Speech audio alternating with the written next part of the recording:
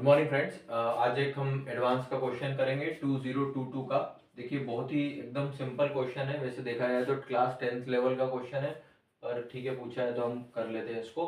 तो देखिए charge stored in Q C3 पूछ रहा है। C3 मतलब ये, मतलब यहाँ पर C3 की वैल्यू दी हुई है, गिवन आपको कितनी 4 माइक्रो कूलम। अब देखो 4 माइक्रो फेराड है ना, 4 माइक्रो फेराड आपको किसके दिए, C3 की। अब आपसे पूछा है कि चार्ज क्या स्टोर होता है, तो आप जानते हैं क्या फॉर्मूला होता है, Q is equal to CV है ना। तो C तो आपके पास है कितना 4 माइक्रोफेराड है ना, और V, अब इसके क्रॉस V क्या होगा। तो देखो हम क्या जानते हैं कि कोई भी दो एलिमेंट हो, जैसे फॉर एग्जांपल दो रेजिस्टेंस हो या दो कैपेसिटर हो, वो पैरेलल में कब कहलाते हैं, जब उनके दोनों एंड, फॉर एग्जांपल इसका एंड है A और इसका एंड है A डैश B डैश है ना, इसके एंड का नाम है A डैश B डैश, इसके एंड का नाम है AB।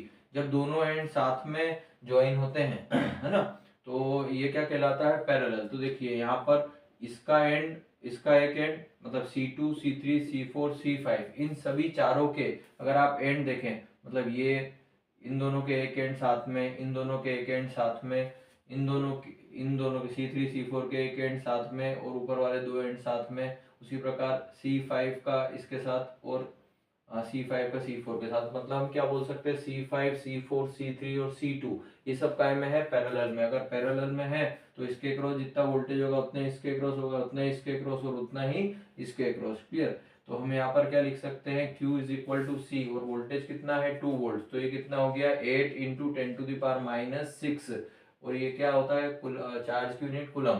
तो इसका आंसर आएगा 8 into 10⁸ micro coulomb is the answer of this charge. Clear. Thank you.